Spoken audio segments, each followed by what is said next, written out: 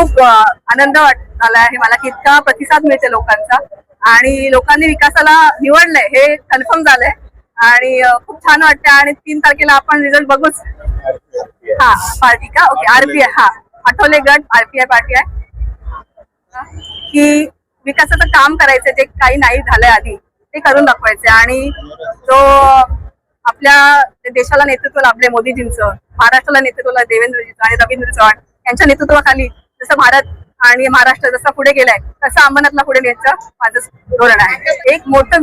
Vision तर आहे smart city बनवायचं पण पहिले आहे की जे भ्रष्टाचार आणि भयमुक्त जितकं भय आहे लोकांच्यात ते आपल्याला पहिले करायचंय आणि मी आज मला सांगू इच्छिते की ना मी खाणार आहे आणि नाही खाऊन देणार आहे.